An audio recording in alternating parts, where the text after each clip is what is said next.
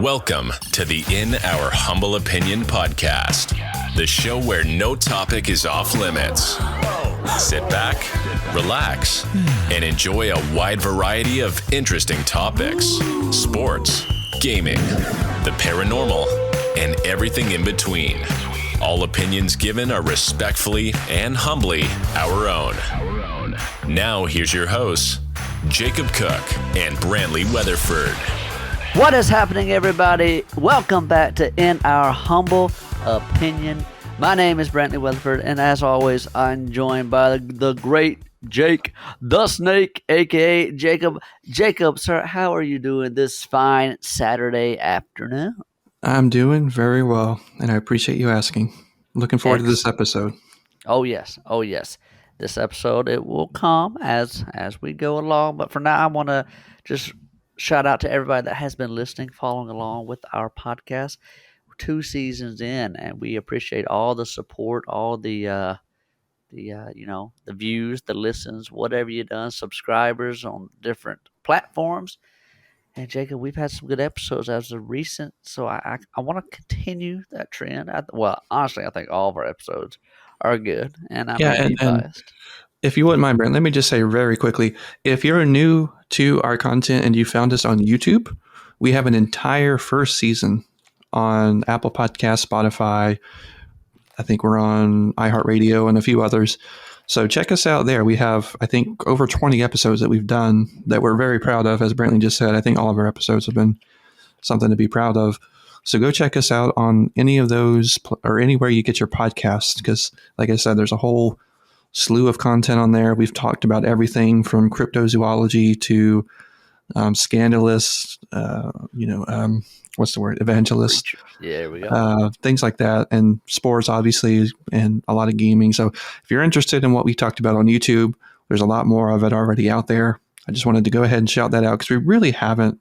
I mean, we've done it on our videos and stuff, but we really haven't advertised that, hey, there's all this content out there that's not on YouTube. So I just wanted to shout that out real quick, Brent. I apologize, but you can continue now. No problem, Jacob. Everything you said is true. You want a good starting point, I would suggest Bigfoot, our very first episode. Where it all began. It's a big time strong one. But today, Jacob, over the past few weeks, I have been playing multiple different video games and that are new. I started with Armored Core 6. Then Starfield came out. And, of course, I've been playing my Switch on the side, but those are old games that came out in 2007. We know what those are.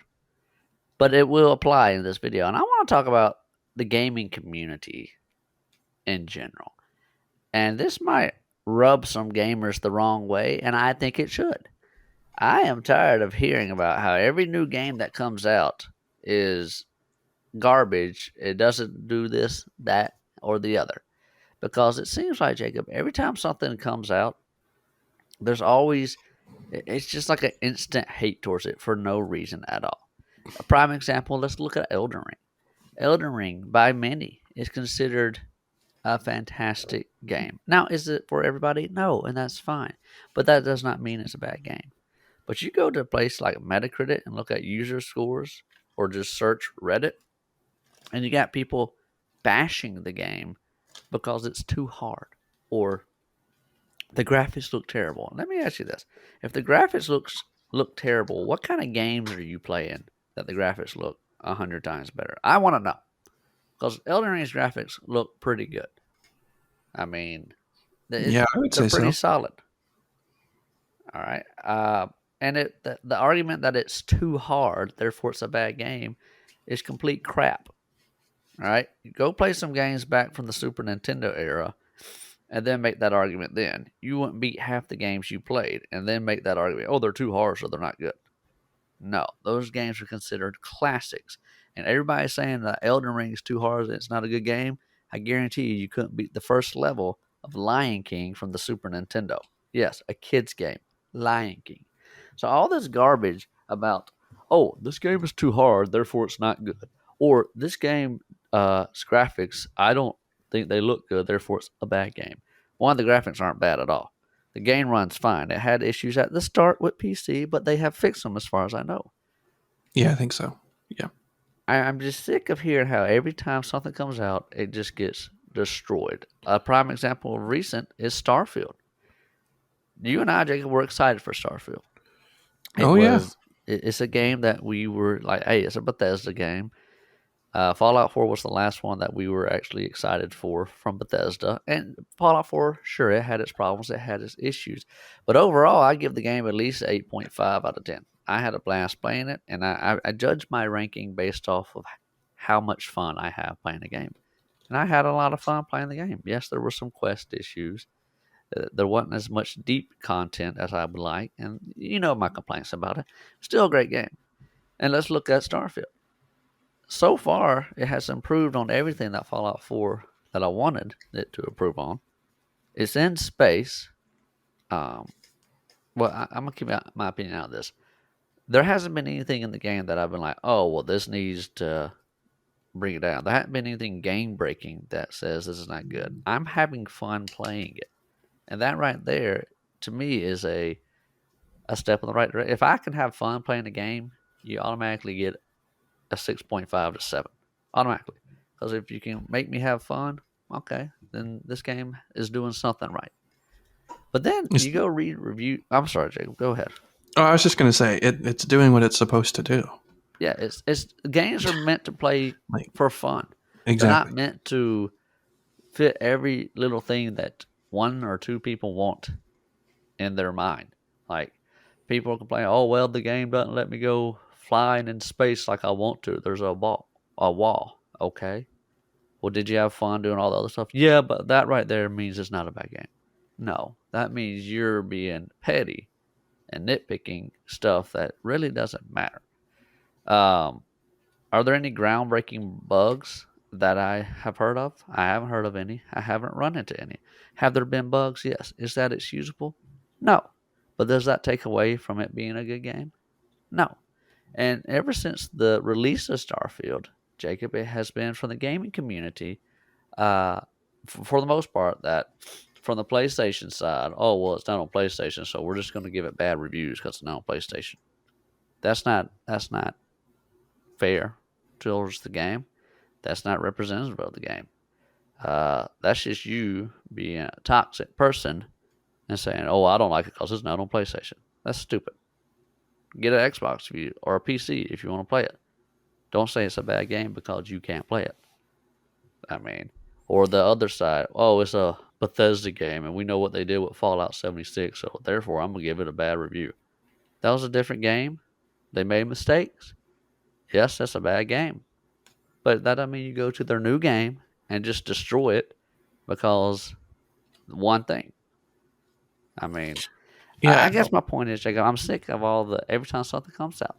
And I'm not saying every game that comes out is fantastic. Yes, there's problems with Starfield. There's problems with Elden Ring. There's problems with all games that come out. No game is perfect. I'm just sick of people automatically and destroying it because it's a certain type of game. Tears of the Kingdom, another thing. Now, we have a lot of fanboys for Tears of the Kingdom that say, oh, it's a fantastic game. There's nothing wrong with it. Okay, I look past that. But then we have a lot, oh, it's just another open world bland, game. You're just making that review to make it look bad. Well, in actuality, it's a solid game. Yeah, I think it comes from two different places. So in my opinion, I think that it comes from ignorance in that people are new to the franchise and they don't know what to expect. And unrealistic expectations would be the other component, I think, that make people very hard to please. Once they get it locked in their mind that a game is going to do this, this, and this before they've even played it, and then whenever they start to play it, it doesn't check all the boxes, it's immediately worse than what they thought it would be. And I think that whenever you get those preconceived notions about games that you haven't played before, and you let the online opinions of others, people who review games, people who write reviews, when you let that shape your own opinion, it can be very difficult to look past any fault that the game may have. So, in the case of Elden Ring, I think that it's ignorance in a lot of cases because a lot of people that complained about the game were were new to the franchise, were new to FromSoft games. And for example, like you remember whenever I started playing Bloodborne for the first time, Mm-hmm. that was my first real experience with a FromSoft RPG, and I had no idea how to go about playing it. I died so many times, and Brantley laughed at me every single time. That's not true. And, and I ended up selling the game, and I only had it for maybe a week, but I couldn't get past the first area. I had no idea how to play the game. I didn't realize just how much was required of the player to have a good time. And I wrote it off the game as just a bad game. Like, this game is a bad game. Or maybe I was more enlightened and more objective and thought, no, it's just not for me, which is the right approach to take in that situation. So Brantley told me to get it at some point. I don't remember exactly how, Brant, but you were playing it and you beat it and you were really singing its praises. And I'm like, it can't be that good. But what really sparked the interest was a year later, Dark Souls 3 came out. And I played it so much. I loved it. I actually followed a guide, and that helped me get my feet wet in terms of like how to build a character and what to look for and how to fight different enemies and what to look for. It made the game experience so much different. And once I had that experience under my belt, I went back to Bloodborne, and it was a completely different experience. And Bloodborne is arguably, I say Skyrim is my favorite game of all time, and that's probably true, but Bloodborne is definitely like a 1A because it's so much fun and it's so interesting, and I could go on and on about Bloodborne, but I went on to platinum the game. I beat it multiple times. I I love the games very much. And then I went on to play Dark Souls 2, and then I played the original Dark Souls, and then now Elden Ring. So if you don't have that background, though, and you go into one of these games like I did with the first time I played Bloodborne, you're going to get your butt kicked, and you're not going to know why. And you're just going to chalk it up to a game being bad. But really and truly, it's the complete opposite. It's just that it doesn't cater to lack of skill. I mean, you have to be a skillful player to navigate through those games efficiently. And if you're not, if you're a quote unquote casual gamer, you're going to have a really bad time. Yeah. Yeah, I mean, I went into Bloodborne being my first Souls game.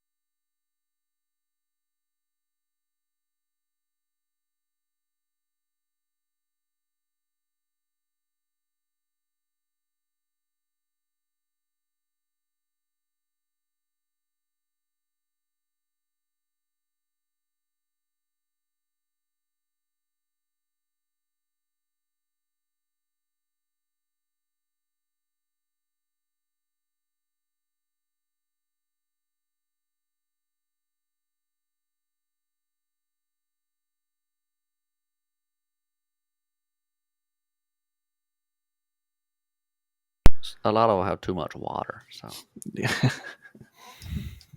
Yes, they do. Oh my God. But yes. So be careful about that. But I'm just saying, like, if you're just an individual gamer who enjoys games and you want to tell friends about it, you have maybe a following online, you want to share some of your thoughts with it, just try to be honest about your experience, but also just the fun factor gets left out so many times.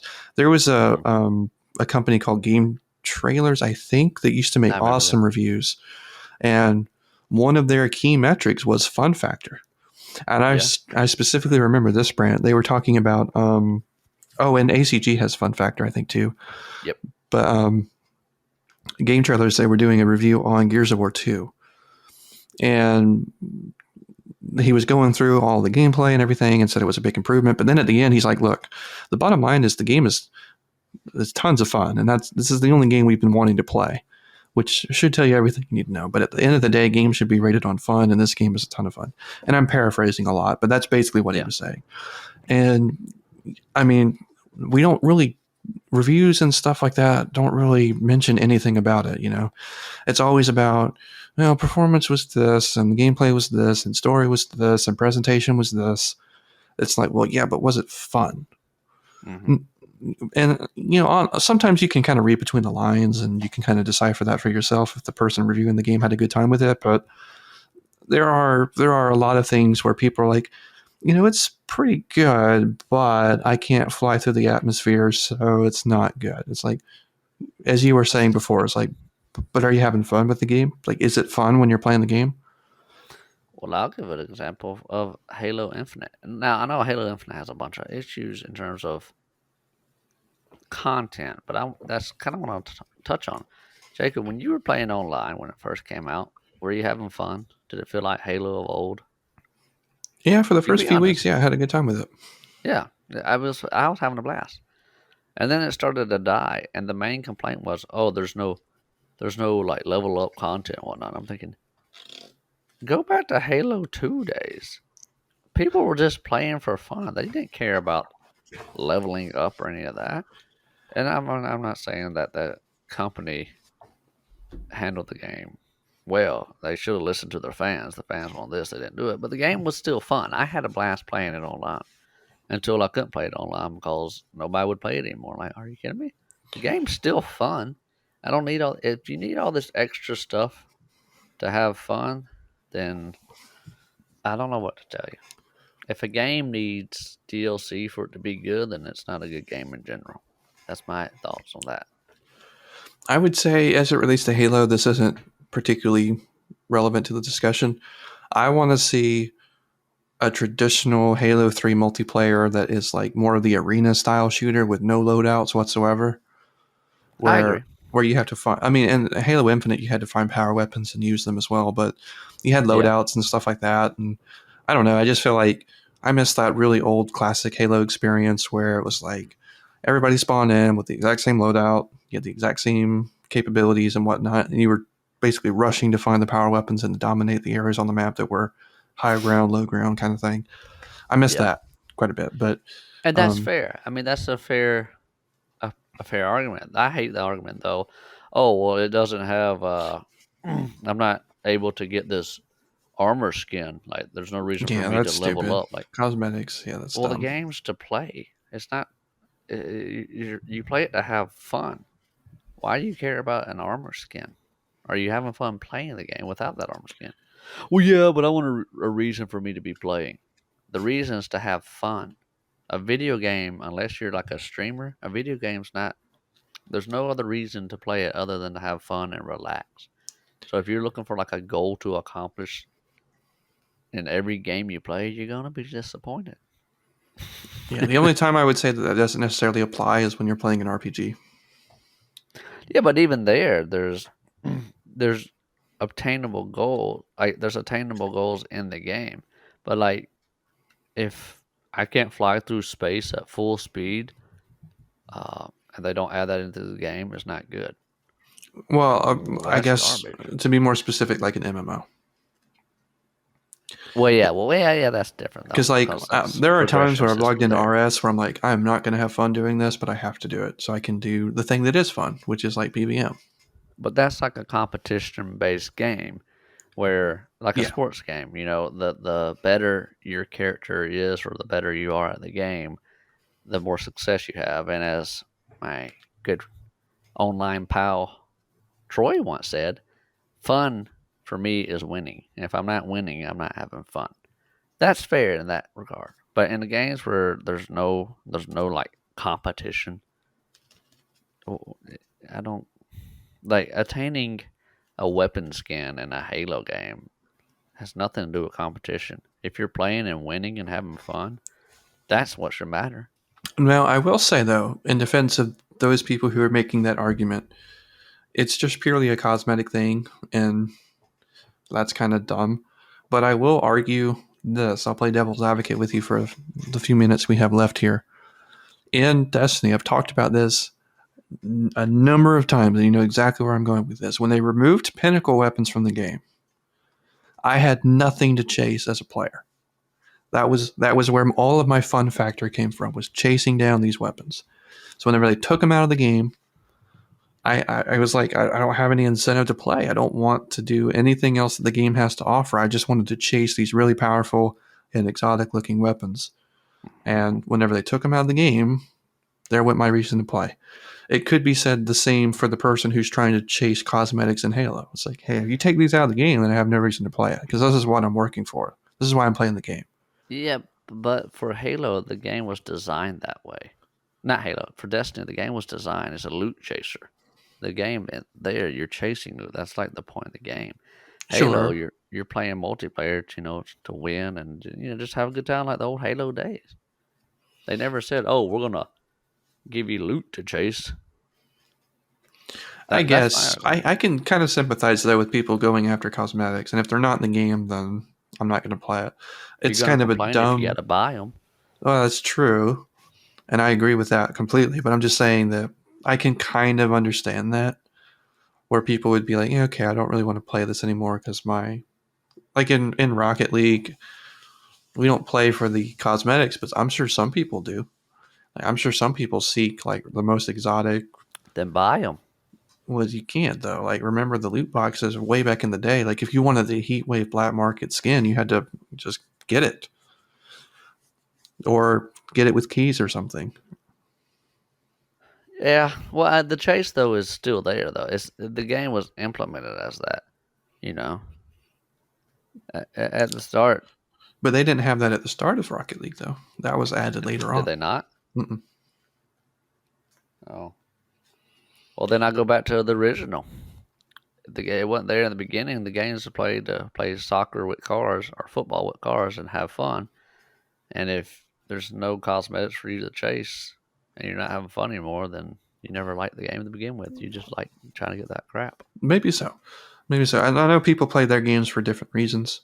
Who am I to say why you should play a certain game? But if you're not having fun, I can say with confidence that you probably should be playing that game. I have seen so many streamers who are playing games like Warzone, who are playing things like Apex, and they're having a miserable time. And maybe underneath all of it, they are having fun. I seriously doubt it, though, especially whenever they're breaking $1,000 setups. It just, it's like maybe you shouldn't play that. Or like in Rocket League, I've seen people like smash their keyboard over their heads. I've fallen out of my chair.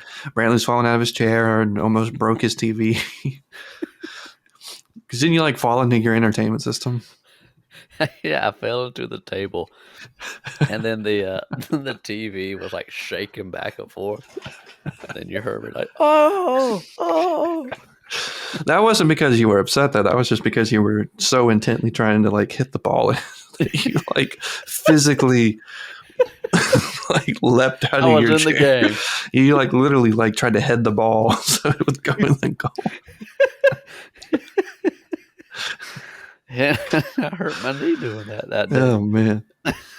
Oh, it was so funny. It's still one of my favorite memories.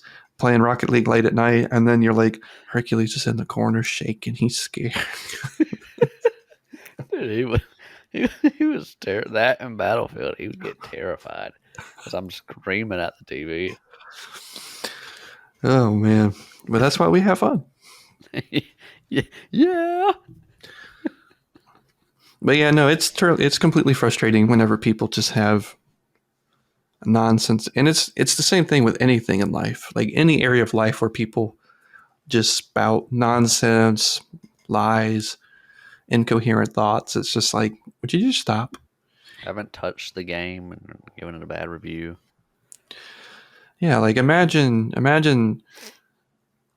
if you were at work like the day after a Saturday football game, right? Like the Texas Alabama loss or something.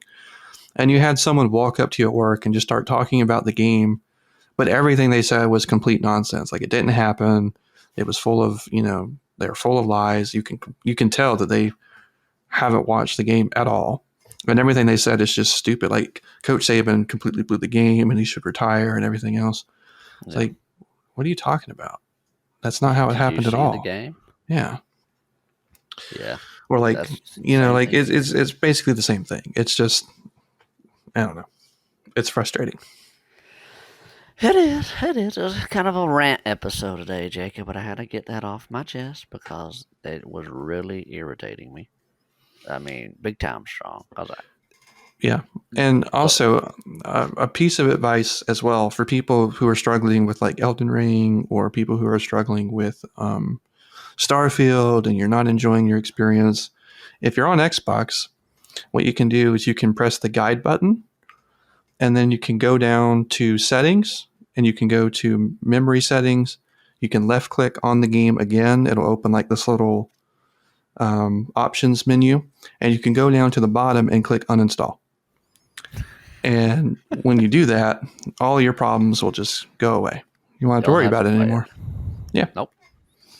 So I highly recommend that for anybody who is struggling with those games. Yeah. You don't like it? Uninstall it. No, don't. Yeah, just click uninstall, and then whenever it says you're about to uninstall this, you just hit yes, and then poof, there goes your depression, there goes your anxiety, there goes your anger, and just one click. Game you do enjoy. Yeah.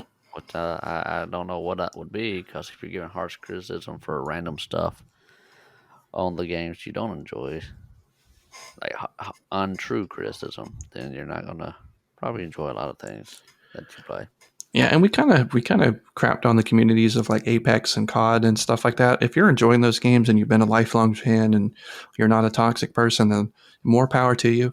It's just the lowest hanging fruit on the tree. It's like the most easy community to make fun of, and I don't mean to, but I used to enjoy those games too. I used to play it all the way back to Black Ops 1. I played a little bit of Black Ops 2 and Modern Warfare 3, but I didn't really care for those. Black Ops 1 is my personal favorite.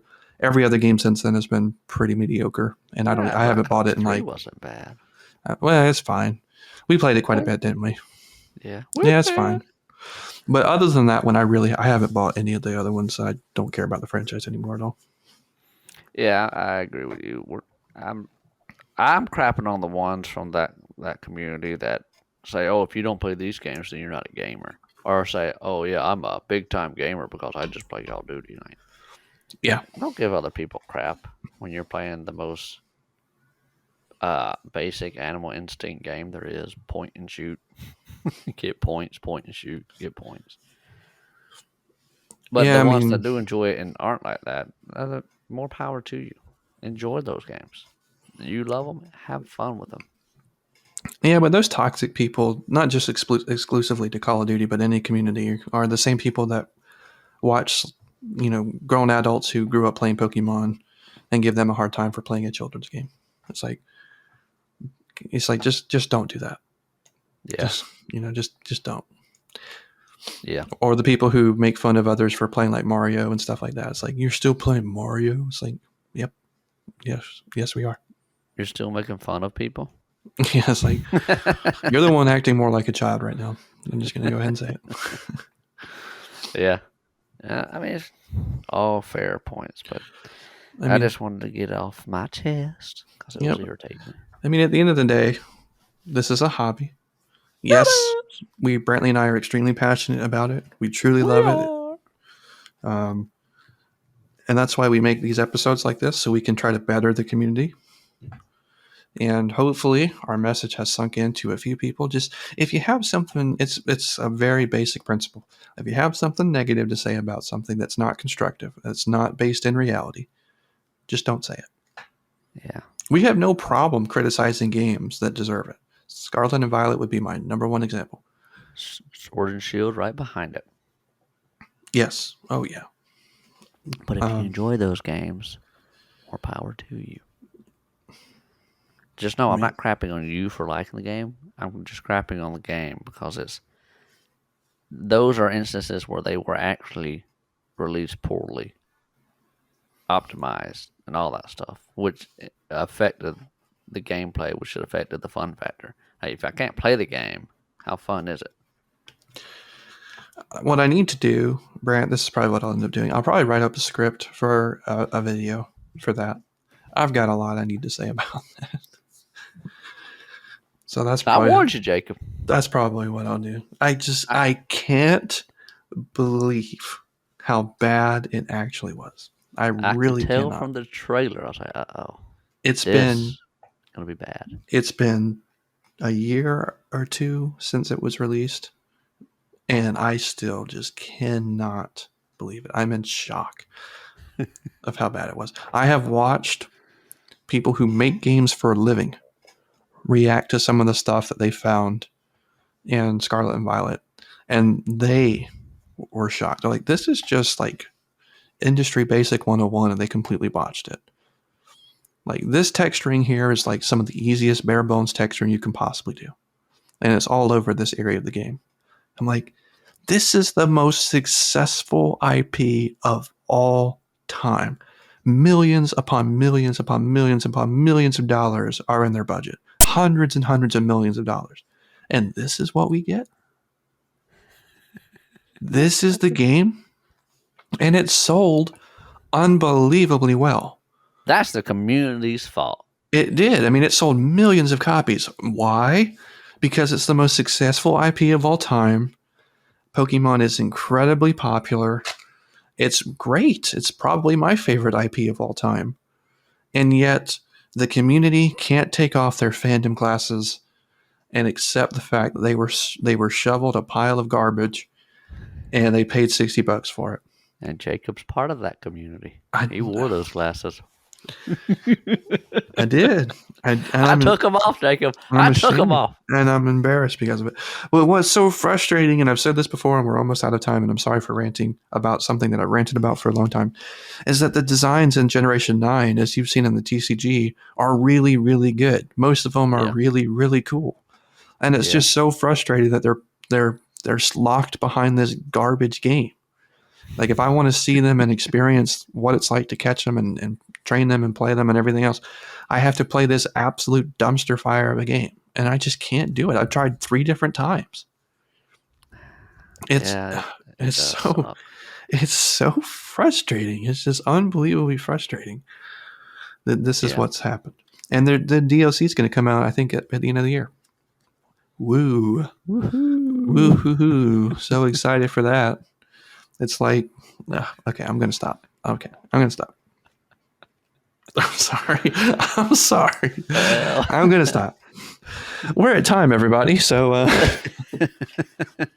God dang it, dude. It ticks me off so much. It really does. That'll have to be our next episode. No, I'm not going to spoil. I'm not going to waste a whole episode of our podcast on this. I'll do a video. I'll sit and listen, Jacob. Well, you can watch my video then. Give me 10 subscribers. God dang it! Where the heck are 2 people? This episode, you put me in a bad mood, Brent. I was in a really good mood. I was watching football. I was having a good afternoon. You're like, hey, let's talk about this. I'm like, okay, yeah, this will be a good discussion. Now I'm in a bad mood. So I need 2 people to go to my channel and freaking subscribe to it so I can have 10 subscribers. If you're subscribed to me, head on over to Jacob's channel. I've had 9 subscribers 3 times, and then 3 people just decided they didn't want to subscribe or something. Something's going on, and it's odd. And I think something is amiss. So Jake, I swear to you, I'm not doing anything. I'm watching your videos. I'm liking them. I can't subscribe anymore. No, I'm not saying you. I'm just saying it's happened 3 times, which is super weird. So I need help. And I'm asking our lovely audience for said help. So hopefully they can come Jacob's through for me. reaching out there. I am. He's going to start opening packs wide. Yeah, so that's another thing that's on your conscience too, by the way. What, opening packs? Yeah, it's your fault. Good. I wanted you to get back into it. It's better when there's more people in it. I agree. It's been a lot of fun. But anyway, apologies for the ranting. It was all for fun. Truthfully, it was. We have let me rephrase that. We have several great episodes that are in the works currently that we should be recording over the next few weeks and releasing those to you all. We greatly appreciate all the support, as Brantley mentioned at the start of the podcast. And if you have a topic suggestion, we really haven't plugged this, but you can submit them to us. We'd be more than happy to take all of your suggestions into account when writing future episodes. So if you want to send it to us, you can send us an email, or you can send us anything on our social media platforms. All of that is always in the description and the show notes of each episode we post. But just for your, if you can't check that out, it's humilitypodcast@gmail.com. So you can send us anything. You can send us questions, topic suggestions, just comments about the content. We'd love to hear from our audience members, so feel free to do that. Subscribe to our YouTube channel for the podcast, because we have been, like I said, posting all of our episodes in season 2 on there. And other than that, Brant, I don't have anything else to add. Do you have anything else you want to say? Yeah, if you have a suggestion, you really need to tell it. That's how we know to switch things up. That was a good one. It's just been on my mind since you said if you have a suggestion. Yeah. You do need to tell it, though. Yeah, the support's been great. And we're looking forward to more episodes. I thank you for everybody that has checked out both of our individual YouTubes. We are blasting off right there. And that's all I got, Jacob. All right, everybody. Well, thank you again for listening. God bless you all, and we will see you next week. Peace. Thanks for listening to the In Our Humble Opinion podcast. Be sure to subscribe wherever you heard this podcast so you never miss a future episode. If you have any comments on today's episode, or if you'd like to suggest topics for future episodes, connect with your hosts at humilitypodcast@gmail.com. We'll see you next time.